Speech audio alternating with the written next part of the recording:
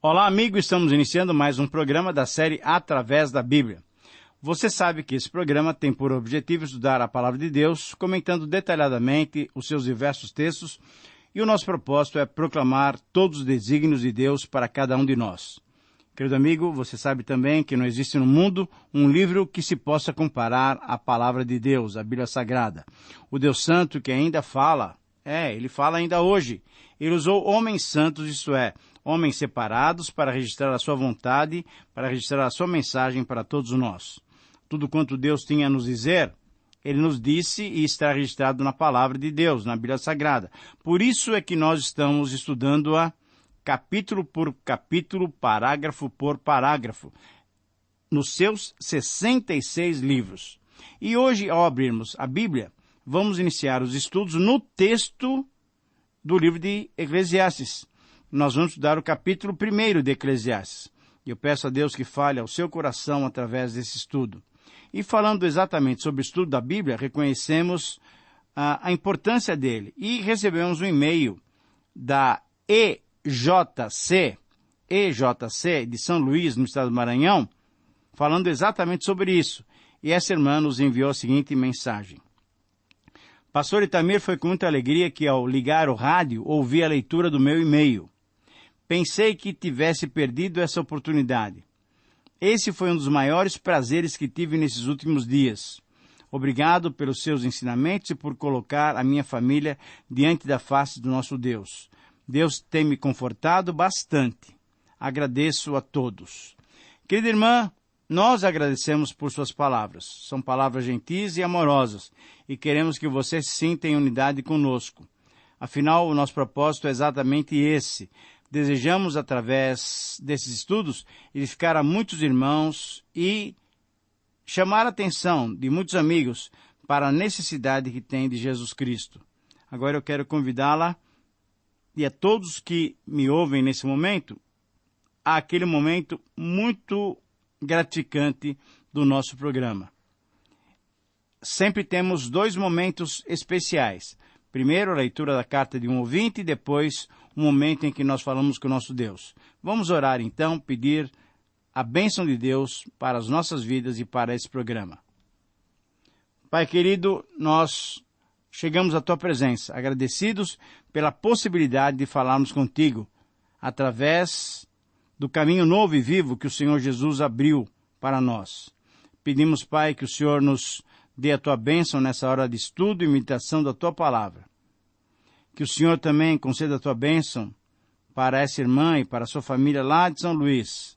Ajude-a, Senhor, nos seus negócios e abençoe conforme a Tua vontade a todos os que nos ouvem nesse momento. Pai querido, te pedimos também a iluminação do Teu Santo Espírito e a capacitação para obedecer aquilo que o Senhor tem para nós. Nós precisamos ouvir constantemente a Tua voz. Orienta-nos, Senhor, e que esse programa possa ser um canal para ouvirmos a Tua voz e cumprirmos a Tua vontade. Nós oramos pedindo isso em nome de Jesus. Amém. Fortalece a fé, conhecer nosso Deus.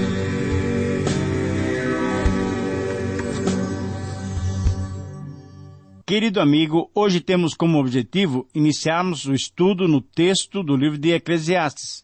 Nós vamos estudar Eclesiastes capítulo 1, versículos 1 a 18. Como você deve recordar, no programa passado, quando estudamos os aspectos introdutórios desse livro, dissemos que o livro de Eclesiastes expressa o sentimento e as reflexões de um homem que não considera Deus como importante para a sua vida. As palavras desse livro nos desafiam a olhar para a nossa própria vida e refletirmos se temos dado o primeiro lugar para Deus em nosso viver ou se temos vivido uma vida sem valorizá-lo, sem considerá-lo e assim perdermos o sentido e o significado de viver. Como dissemos, esse livro de Eclesiastes é o retrato de um homem sem Deus. E para alguém assim, de fato, tudo é vazio, tudo é vaidade. A vida não tem sentido. Para compreendermos claramente esse livro, temos que saber como interpretá-lo. E a chave para entendermos esse livro é compreender que as suas palavras registram como um homem sem Deus pensa e avalia, vê a sua vida e a vida humana em sentido geral. Quando entendemos corretamente a maneira de interpretar as palavras registradas em Eclesiastes, verificamos o seu valor e aí admitimos, como alguns estudiosos o fazem, afirmando que é o único livro fascinante que os hebreus produziram. Mas, além disso, é necessário reconhecermos que o autor apresenta as complicadas experiências humanas, comparando-as umas com as outras. E assim, esse autor procede porque o quadro das experiências humanas se vê na perplexidade de uma alma dividida contra si mesma. Então, existencialmente, o livro de Eclesiastes pode ser visto como uma demonstração da transitoriedade do homem e a incerteza sobre a sua existência. Tudo se resume no aqui e agora. Para quem está sem Deus, para quem não tem Deus, para quem não tem o temor do Senhor como princípio da sabedoria, não há expectativa de uma vida com significado. A sabedoria desse homem sem Deus é completamente diferente da sabedoria expressa no livro de Provérbios. Em Provérbios, a sabedoria vê a vida do ponto de vista divino. Em Eclesiastes, a sabedoria vê a vida do ponto de vista humano. E por isso, então, o título que sugerimos para esse primeiro capítulo é o seguinte: A procura pelo sentido da vida. A procura pelo sentido da vida. Esse título, embora pareça muito confrontador, ele é uma verdade, pois a vida é uma vaidade de vaidades, se de fato procuramos o sentido da vida em lugares errados. O autor do livro relata a sua busca do sentido da vida em meio às muitas atividades. Buscou na sabedoria, no trabalho, nos prazeres, na riqueza, no prestígio, mas em tudo isso ele só encontrou o quê? Vazio. Em busca de felicidade, de sentido, essa busca salienta como a vida distante de Deus é vazia, sem significado, sem sentido. E essa verdade é ressaltada pelo autor por todo o livro. Nós vamos estudar 12 capítulos e nós vamos verificar exatamente essa ênfase do autor, mostrando só lá no finalzinho que o grande segredo é temer a Deus.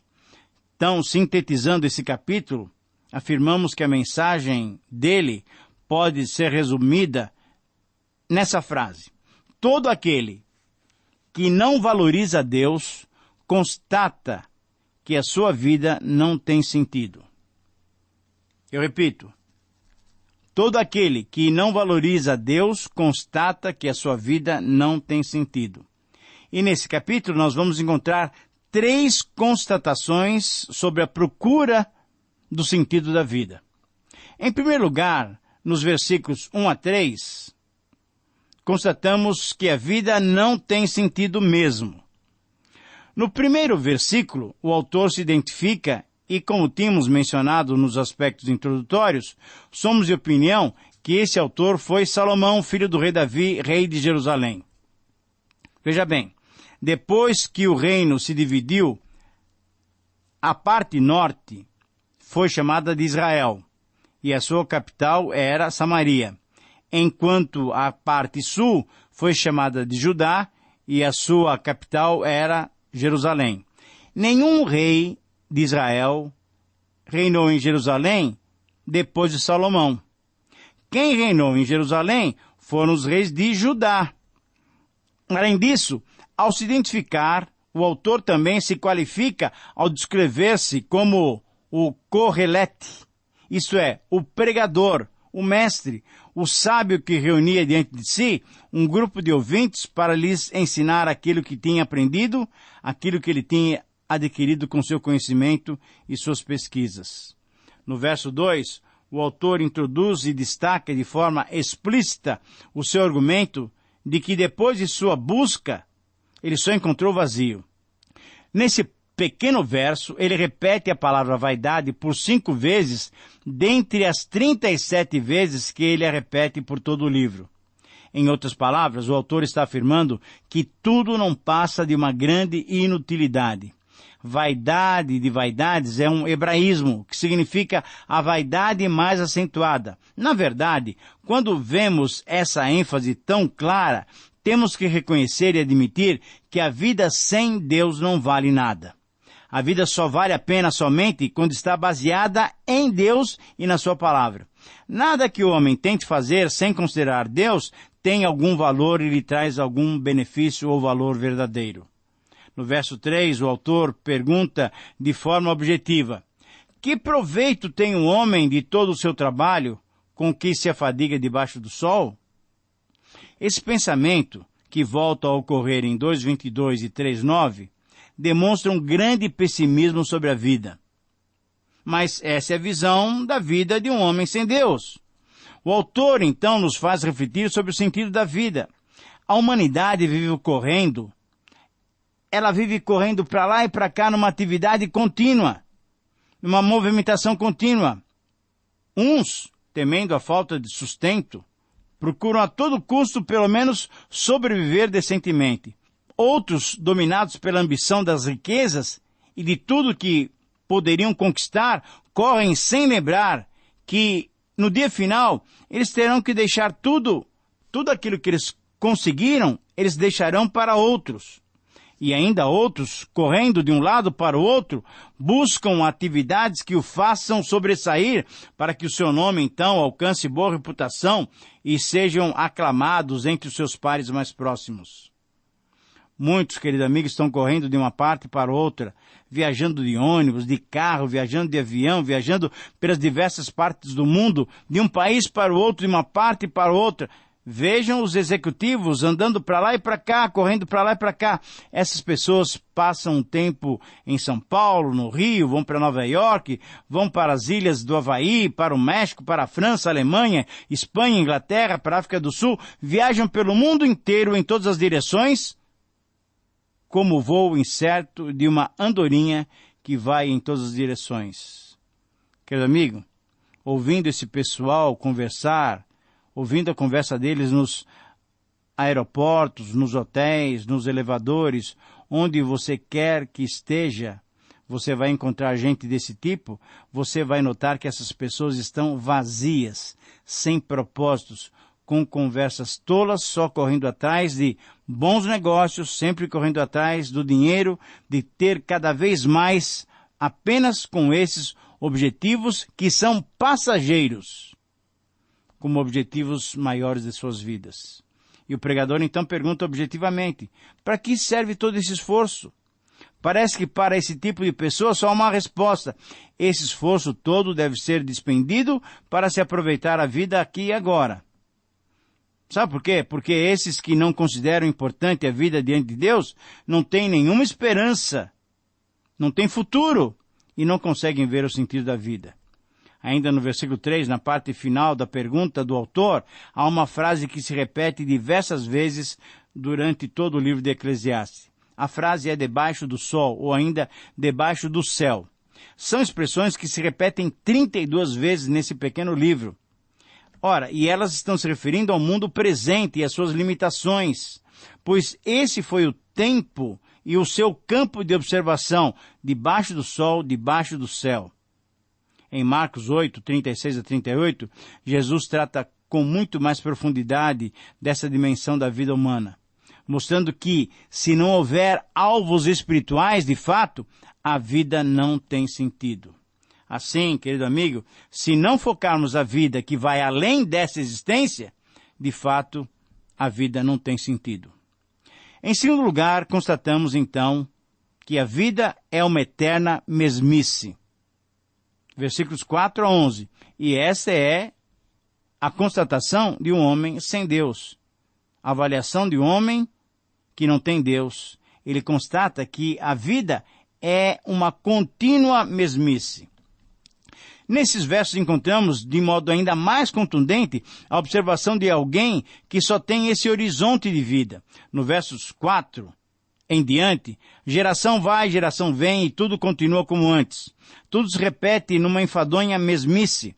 Quando olhamos para as celebridades, para aqueles que o mundo reputa como pessoas de sucesso, percebemos que tudo o que alcançaram não satisfaz. Estão vazios por dentro. Veja bem, quando acontece a morte por meio de drogas ou de bebidas de um desses astros da TV, da música, dos esportes, no mundo dos negócios, a imprensa e os outros órgãos de comunicação, ao traçarem o perfil dessas pessoas, eles têm que admitir e são lacônicos em dizer, o que matou o fulano de tal e tal, sabe o que matou essa pessoa? Foi o vazio que estava lá dentro do seu interior. Sim, querido amigo, pessoas vazias não encontram sentido da vida e muitas vezes se matam. Nos versos 5 a 7, a própria natureza repete a sua rotina de vida e, ao ser observado, nos ensina exatamente isso. Tudo é sempre igual. A natureza, mesmo sendo maltratada pelos homens, continua a sua rotina normal. E o que se conclui é que, se no trabalho não há beleza nem benefício, nas atividades que envolvem a natureza também não se encontra benefícios. O que se encontra é destruição, uma reação da própria natureza com a maneira errada com que o ser humano a trata. O sol, os rios, o vento são usados como ilustrações da mesmice da rotina da vida. Veja bem, as águas dos rios não enchem o mar e o mar devolve-as aos rios e assim esse ciclo se repete continuamente. Nos versos 8 a 11 se enfatiza essa situação e as palavras do verso 9 então são bem específicas. Nada há, pois, novo debaixo do sol. De acordo com alguns autores, desde a antiguidade a inclinação para a vaidade é a mesma. O homem procura ser feliz por seus esforços e não consegue. Esse texto então nos lembra a murmuração de Israel quando caminhava pelo deserto. Agora, porém, seca-se a nossa alma. Você deve se lembrar de Números 11:6. Para eles não havia sentido na vida, pois não conheciam o grande poder e as maravilhosas intenções de Deus para com eles. Como não nos lembramos das gerações passadas, como não valorizamos a história, não reconhecemos que muitas coisas do passado voltam novamente. Se quisermos fazer uma aplicação bem prática, é só observarmos a moda. É impressionante que roupas que estavam na moda há 30 ou 40 anos atrás voltam com força e vestem as novas gerações. As roupas que as avós usavam servem agora para as netas, pois isso é chique. É bom estilo reviver o passado. É a moda retrô. Querido amigo, muitas coisas parecem novas simplesmente porque o passado é fácil e é rapidamente esquecido. As coisas antigas reaparecem com novos disfarces. A capacidade de observar começa a perceber essa volta cíclica. Percebe também dentro de si uma insatisfação com a vida. A vida para esses que não temem a Deus é um movimento rotineiro e interminável, pois para eles nada de novo existe. Debaixo do céu, debaixo do sol, tudo sempre a mesma coisa. Na verdade, apesar dos esforços humanos, permanece a aflição do espírito. Para o homem sem outra perspectiva, não há solução para o problema da felicidade. Não há sentido na vida, pois tudo é só rotina, é só mesmice. E em último e terceiro lugar, constatamos que a vida que se apoia na sabedoria humana não tem valor. Essa é uma sentença grave, mas é verdadeira. Constatamos que a vida que se apoia na sabedoria humana não tem valor. Versículos 12 a 18. No verso 12, novamente, o autor se identifica mostrando-se como rei de Israel em Jerusalém. Além de Davi, só Salomão teve esse privilégio de governar todo Israel, sendo a sua capital Jerusalém. Mas as palavras dos versículos 13 a 15 sugerem pelo menos duas questões. Primeiro, Deus é quem impôs esse trabalho enfadonho aos homens? O homem pode mudar o seu destino? Querido amigo, segundo a perspectiva do homem que não teme a Deus, o trabalho enfadonho foi imposto por Deus aos seres humanos. O hebraico, na verdade, literalmente, diz que Deus deu aos homens e mulheres um fardo mau. E assim o pregador passará a argumentar por todo o livro que o homem não consegue mudar também o seu destino. E depois de muitas observações do ponto de vista humano, o pregador conclui que tudo é vaidade e a vida é como correr atrás do vento. E o homem, conforme o versículo 15, não tem condições de alterar nada do que lhe foi planejado. Não pode se mudar nada. Nunca se consegue realmente fazer muita diferença. As coisas vão acontecer quando acontecerem, e pouco haverá que se possa fazer para mudar isso. Mas esse é o fatalismo do homem sem Deus.